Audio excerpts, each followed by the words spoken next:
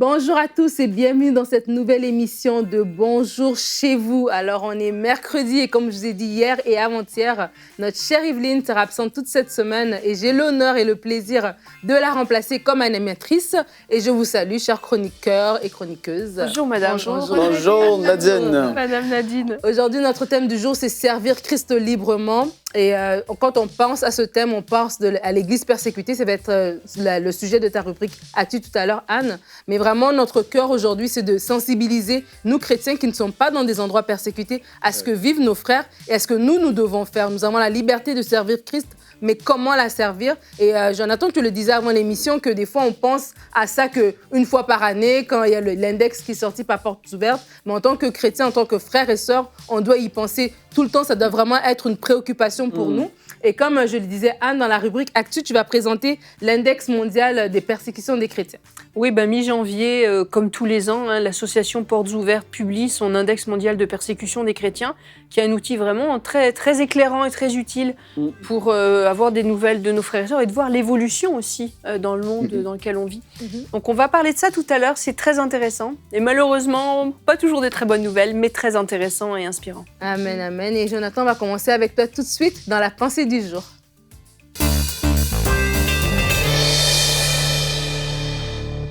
Alors, on parle de liberté aujourd'hui et la liberté, c'est un concept plus ou moins fondamental selon la société dans laquelle vous êtes, dans laquelle nous sommes. Il y a la liberté de conscience, la liberté d'expression, la liberté de penser, la liberté de religion. Bref, comme le disait, j'allais dire notre ami, on va dire bref, comme le disait Robespierre, liberté, égalité, fraternité. La liberté, aujourd'hui, c'est une valeur fondamentale dans ce qu'on appelle les pays libres. Et donc, une grande partie des pays de la planète, et certainement, peut-être, vous qui nous écoutez, vous vivez dans un pays libre, mais ce n'est pas le cas de tout le monde. Ce qui est évident pour les uns n'est pas forcément pour les autres. À tel point que beaucoup d'entre nous ne réalisent même pas la liberté que nous avons. On est capable aujourd'hui de dire « je vais voyager ». Ben pour certains, ce n'est même pas possible d'avoir un visa et de pouvoir sortir de leur pays. Certains disent « bon, aujourd'hui, je vais à l'église », mais pour d'autres, ce n'est pas possible de sortir et d'aller à l'église et d'avoir même un rassemblement de chrétiens est illégal. Ceux qui sont libres d'aller à l'église pour prier, pour louer, d'autres ne sont pas capables. Certains sont libres d'aller sur la place publique, chanter des cantiques, annoncer l'évangile, d'autres ne peuvent pas. On peut même dans certains pays, dans la plupart des pays libres, être même sur la place publique ou dans le métro avec un mégaphone et faire du bruit et proclamer fortement le nom de Jésus, alors que dans d'autres pays, vous prononcez Jésus et vous êtes en prison. Donc, quand on parle de persécution de l'Église moderne, ça vient, à chaque fois qu'on parle de la persécution de l'Église aujourd'hui, ça vient mettre en contraste notre liberté. Ouais. Quand on voit comment les autres ont une liberté bafouée, ça vient nous montrer que nous sommes vraiment dans une grande liberté. Et il ne faut pas oublier que si nous sommes dans un pays libre, ce n'est pas le cas pour ceux qui sont dans un pays hostile. Imaginez un chrétien qui habite dans un pays hostile. Qu'est-ce qu'il pourrait vous écrire aujourd'hui? Alors, je me suis fait une petite lettre. J'ai reçu, d'un ami imaginaire, qui pourrait nous écrire « Mon frère, ma sœur, quel bonheur tu dois avoir de pouvoir parler de Jésus à tous ceux qui t'entourent. De montrer librement aux perdus le chemin de la vie, Jésus. Quelle joie doit être la tienne quand on te dit « Allons à la maison de l'Éternel ». Peut-être que certains commencent à baisser les yeux et de dire « Oups, il y en a qui nous envient de cette liberté-là ».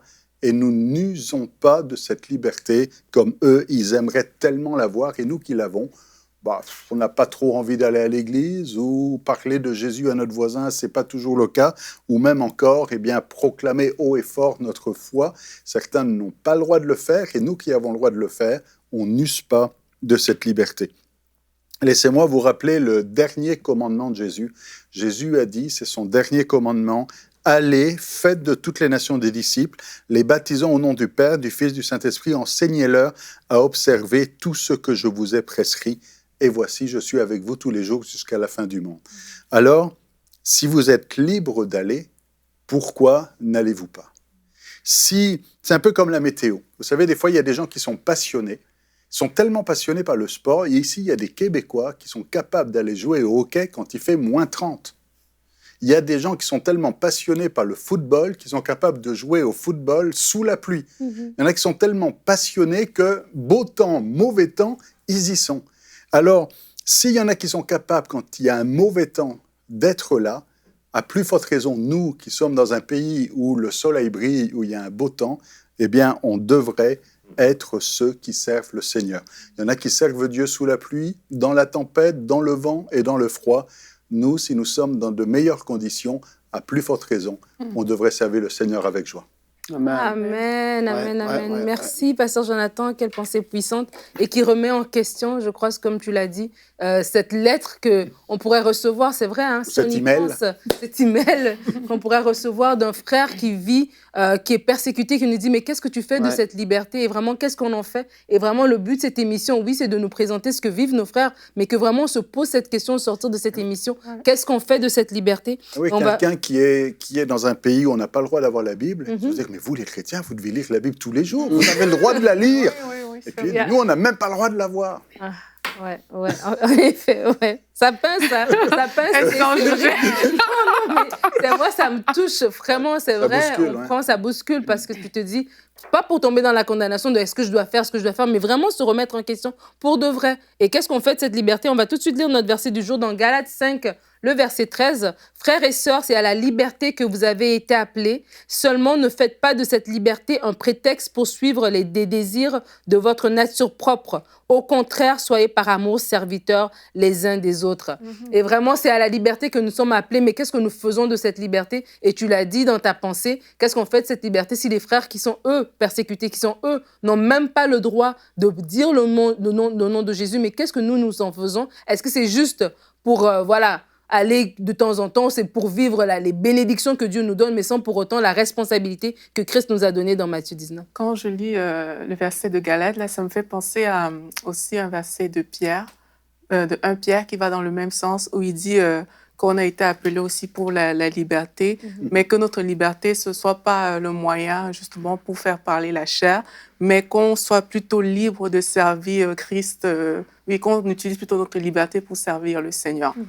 Et on ne le réalise peut-être pas, mais plus le temps passe, plus les choses sont en train de se restreindre, en fait. Même dans les pays qui sont très libres aujourd'hui, plus on avance, plus on a des restrictions en tant que chrétien. On voit des lois qui sont en train de sortir où c'est limité. J'ai vu qu'en Belgique, il y a quelque chose qui est sorti, on ne pourra plus parler dans les métros avec un mégaphone, par exemple, de Jésus. Donc, plus le temps avance, en fait, plus il y a des restrictions et plus on perd le temps en ne faisant pas grand-chose, mais ce temps, il passe et on ne le reverra plus après. Donc, c'est vraiment important de réaliser, en fait, des versets bibliques comme ça et de dire, oui, aujourd'hui, on est libre, aujourd'hui, on a encore cette opportunité, mais peut-être demain, on ne l'aura pas aussi ouverte qu'elle est aujourd'hui et il faut la saisir. Il faut qu'on se lève, il faut qu'on se bouge, comme Pasteur Jonathan a dit, beau temps, mauvais temps, il faut qu'on se lève pour servir le Seigneur. Oui, et Dieu a des attentes envers nous aussi. C'est ça, parce que il y a des œuvres que Dieu a préparées d'avance pour nous afin que nous les pratiquions. Et si on a la liberté de le faire, pourquoi est-ce qu'on ne le fait pas? Et c'est ça un petit peu le paradoxe, c'est qu'il y a des gens qui sont dans un pays où ils n'ont pas le droit et ils aimeraient, mais ils n'ont pas le droit. Et il y en a d'autres dans un pays où ils peuvent, ils sont libres de tout, et il y a comme une paresse, une fatigue, et ils ne font pas ce qu'ils devraient faire. Alors évidemment, on s'inclut là-dedans et on doit se remettre en cause, et c'est bien régulièrement de faire le point. La première, vous savez, quand l'apôtre Paul rencontre Jésus, ou quand Jésus interpelle l'apôtre Paul sur le chemin de Damas, la première réaction de l'apôtre Paul, c'est de dire « Que veux-tu que je fasse ?» Et ce serait bien pour nous que chaque matin ou chaque jour, on puisse simplement dire « Que veux-tu que je fasse ?» Et quand le Seigneur dit « Voilà ce que j'aimerais que tu fasses », et qu'on a la possibilité, la liberté de le faire, pourquoi on ne le fait pas? On doit tout simplement obéir à ce qu'il nous demande. Et il y a une attente, il attend de nous que l'on agisse. Et il ne faut pas qu'on soit de ceux qui sont là en disant oui, je suis libre de le faire, mais je ne le fais pas. Mais non, ce n'est pas simplement le fait d'être libre, mais si tu es libre et que tu ne le fais pas, tu es d'autant plus coupable, parce qu'il y en a d'autres qui ne sont pas libres et ils le font quand même. Oui, c'est ça. Et je pense même qu'il y a des fois une léthargie aussi qui peut venir, justement. On a la possibilité de faire, mais on se fait toutes sortes d'excuses. On remet à demain, on a toutes sortes d'excuses qui fait qu'on ne s'implique pas, en fait. Ça, moi qui viens du siècle dernier, c'est ça, hein? On en vient tous. On vient tous du siècle dernier, bon, mais qui est passé plus de temps dans le siècle dernier que vous. C'est-à-dire que je me souviens quand il y avait eu, quand j'étais jeune, la Russie, c'était l'Église persécutée. Hein. Et on pensait à nos frères et sœurs qui étaient dans le bloc soviétique, le bloc communiste, où là, vraiment, il y avait une persécution des chrétiens. Et quand il y a eu la chute du mur de Berlin, eh bien, il y a eu plus de liberté par rapport aux églises dans le bloc communiste. Et quelque temps après, on a posé la question à quelques chrétiens là-bas, et la réponse m'a marqué. C'est comme si, pour eux, eh bien, ils préféraient quand il y avait les communistes, les chrétiens avaient plus de zèle et de foi, et quelque part, ils ont de la peine pour les chrétiens qui sont dans ces pays où il y a tellement de liberté et ils font rien. Alors qu'il y en a qui sont dans des pays où il y a très peu de liberté et il y a du zèle, de la ferveur, et ils servent Dieu davantage que ceux qui ont plus de possibilités. Vas-y. Il y avait un journaliste ex-nord-coréen qui avait fui au sud et qui avait été interviewé, puis il avait dit, mais souvent on pense que c'est le Sud qui va bénir le Nord quand la frontière va s'ouvrir et que les chrétiens du Sud vont pouvoir aller enfin évangéliser le Nord.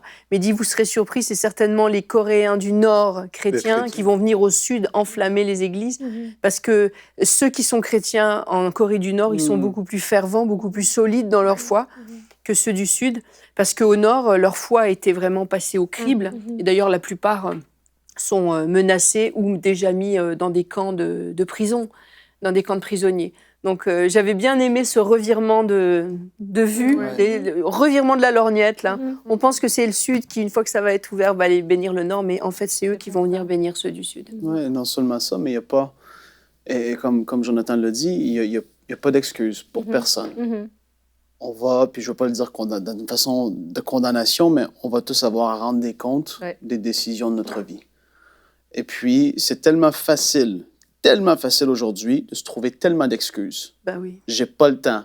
Ton enfant, il joue à 4 différents sports. En plus, il est à l'école. Et si ça, là, je chante peut-être d'en mettre, mais je vous le dis qu'il y a des familles, ils se chargent et ils prennent la décision de se charger tellement. Et puis, tout le monde a vraiment, quand on prend un pas de l'arrière, on recule et on dit, OK, dans ma vie, voilà ce que j'ai comme activité, comme toutes ces... En fait, ça, réellement, j'en ai pas de besoin. Ça, je peux enlever ça. Et puis, se faire du temps. Parce que l'excuse numéro 1, parmi les chrétiens, en tout cas, Amérique du Nord, et je crois aussi en Europe, c'est qu'ils n'ont pas le temps. Pas le temps. La vie va trop vite. Il n'y a pas le temps. Mais le temps, c'est toi qui en décides ce que tu en fais. Et tes priorités, c'est toi qui vas les mettre en priorité. Et puis, c'est là qu'il n'y a pas d'excuse, en fait. Et puis, je m'inclus complètement là-dedans. Il n'y a aucune excuse. Et puis, le Seigneur, ce qui s'attend de nous, c'est qu'on meurt à nos propres désirs pour le servir lui. Il y a une course à courir, on a une vie à vivre, on a des choses à faire pour lui, et puis ça, c'est vraiment entre nos mains. Et c'est vraiment sérieux, et ça, il ne faut pas jouer avec ces choses-là. Et on s'adresse à ceux qui sont dans des pays libres, mais on pense aussi à ceux qui sont dans des pays hostiles, des pays où c'est la persécution. On pense à nos frères et sœurs qui sont en Algérie. Et vous savez que depuis novembre, EMCI TV est sur Nalsat et donc accessible dans toute cette région-là. Et donc, les églises sont fermées, mais ils peuvent écouter EMCI TV et être encouragés par ce que nous disons et leur dire simplement qu'on vous aime, on prie pour vous. On pense aussi à ceux qui sont en Arabie Saoudite et on peut écouter EMCI en Arabie Saoudite, on peut écouter EMCI au Qatar, Oman, au Koweït, et même EMCI TV va jusqu'au Pakistan, une partie du Pakistan. Donc, on pense à tous ceux qui sont chrétiens là-bas et qui peuvent recevoir au MCI TV. On veut vous encourager, évidemment, ceux qui comprennent le français, mais de dire qu'il y en a qui vivent des temps difficiles et il faut leur apporter du réconfort. Et c'est pour nous aussi une joie et un privilège de pouvoir amener de l'enseignement quand il n'y a plus possibilité de se réunir, de l'enseignement au travers des émissions, mais aussi de la joie, mais aussi de la prière au travers de Prières inspirées, des autres émissions qui sont là, et puis amener au travers d'Hosanna, et puis de tous les enseignements qui sont sur OMCI. Eh bien, ils ne peuvent pas aller à l'église, mais c'est l'église qui vient à eux. Si vous connaissez des gens là-bas qui ont satellite ou autre, dites-leur. Si vous êtes de la famille, vous êtes en France, peu importe vous êtes où, appelez-les, dites-leur EMCI est disponible. C'est super important. Oui. Et avant d'aller avec la rubrique, Anne, j'ai juste cette pensée par rapport à, tu parlais de la Russie. J'avais présenté récemment un livre du frère André de Portes Ouvertes. Oui. Et il avait dit que justement, en 83, quand il y avait encore le mur, pendant 7 ans, l'Église avait prié pour vraiment, pour les chrétiens. Et après, il y a eu le mur qui s'est écroulé. Et donc, je veux dire, Frank a parlé des excuses. Je veux dire vraiment qu'on a la possibilité. Vous avez la possibilité. Vos prières sont déjà une implication à servir Dieu, à prier. Et vraiment, la prière est efficace. Et la prière va être aussi cet outil que Dieu va utiliser pour décanter des choses. Donc, ne vous limitez pas. Ne dites pas que je ne peux pas aller dans la rue, je suis une personne âgée ou peu importe. Vous pouvez prier et la prière, Dieu l'entend, peu importe où vous êtes. Et Anne, on va continuer avec toi tout de suite dans la rubrique Actu. Oui, alors cet index de persécution, il est tous les ans, il est publié mi-janvier et c'est un moment fort de l'année qui est même commenté dans la presse séculière. Et cette année, il y a eu plusieurs bons articles sur cet index de la persécution. Et donc, c'est une bonne chose qu'on y revienne parce que justement, ça nous fait sortir un peu de notre petit bocal, de notre petite église locale, de nos petites affaires locales. Et penser au moins une fois pendant l'année qu'il y a des frères et sœurs qui souffrent. Et donc, c'est donc l'association Portes Ouvertes qui a établi des critères très précis pour mesurer la persécution. Parce que la persécution, c'est vaste. Certains peuvent s'estimer persécutés parce que leur pot de géranium a été cassé. Donc, c'est très relatif, la persécution. Donc, Portes Ouvertes a défini exactement ce qu'elle entendait par persécution et elle a établi des critères de mesure. Alors, selon Portes Ouvertes, la persécution, c'est toute hostilité à l'égard d'une personne, d'une communauté motivée par l'identification de celle-ci à la personne de Jésus-Christ. Avec, bien sûr, 2 types de persécution. J'en ai déjà parlé dans une autre rubrique actu que j'avais fait, ça fait quelques temps, sur justement cet index de persécution. Et il y a 2 types de persécution. La persécution marteau, alors là, ce sont des violences physiques. Vraiment, quand tu dis, t'es persécuté, on vient de taper dessus, concrètement. Donc, des violences physiques et matérielles soudaines et brutales. Mais il y a aussi une autre persécution qu'a définie Portes Ouvertes, qui est la persécution étau, et qui fait plus de dégâts que la persécution marteau. C'est une persécution qui est plus une oppression discrète, définit ça par des rejets, des discriminations, des dénis de droits de base, des exclusions, des procès truqués. Et toutes ces choses finissent par mettre de côté, ostraciser la communauté qui en est la cible. Et donc, la plupart du temps, évidemment, c'est les chrétiens, avec un impact souvent beaucoup plus néfaste, comme je vous le disais, que la persécution marteau. Et donc, cette année, les conclusions du rapport sont très intéressantes parce que c'est une mesure quand même tangible de ce qui s'est passé pendant l'année 2019. Et on va voir quelques chiffres pour cette année. Donc la persécution telle que je viens de vous la définir concerne 260 millions de chrétiens dans le monde cette année 2019. Donc. Et ceux qui avaient écouté l'année dernière, on était à 245 000. Donc ça a augmenté, il y a beaucoup plus de monde. Donc c'est 1 chrétien sur 8 cette année, alors que l'année dernière, c'était 1 chrétien sur 9. Donc on voit que la persécution vraiment augmente et même qu'elle s'aggrave. Les 3 pays les pires maintenant, si vous vous souvenez, je vous ai déjà parlé de ces pays, c'est toujours les mêmes. C'est la Corée du Nord, on va les voir à l'écran, la Corée du Nord, l'Afghanistan et la Somalie. Et dans ce cadre, d'ailleurs, vous avez certainement écouté. Tu voulais dire quelque chose, Jonathan ? Que MCI est en Somalie et en Afghanistan. Eh bien, gloire à Dieu. Et donc, pour la première fois dans le top 20 des pays les pires, est rentrée l'Algérie cette année. Et vous avez certainement écouté ou lu des articles sur la situation en Algérie, la fermeture des églises, les contrariétés quotidiennes que vivent nos frères et sœurs là-bas. Et d'ailleurs, si vous êtes en Algérie, on vous salue de tout cœur. Donc l'Algérie, cette année, est rentrée dans le top 20 des pays les plus persécuteurs des chrétiens. Et il y a aussi, malheureusement, d'autres pays d'Afrique francophone, comme le Burkina Faso, le Niger et le Cameroun. Vous avez certainement lu dans l'actualité, sont des pays où sévissent des groupes islamistes de plus en plus violents et qui descendent de plus en plus vers le sud. Donc cette année, malheureusement, il y a eu une progression territoriale de ces groupes islamistes. Et évidemment, ils se tournent vers les populations locales et souvent vers les églises chrétiennes, communautés chrétiennes. Alors, on va voir un autre visuel maintenant qui nous présente vraiment des chiffres clés. Alors, je vais commencer par les églises attaquées ou fermées.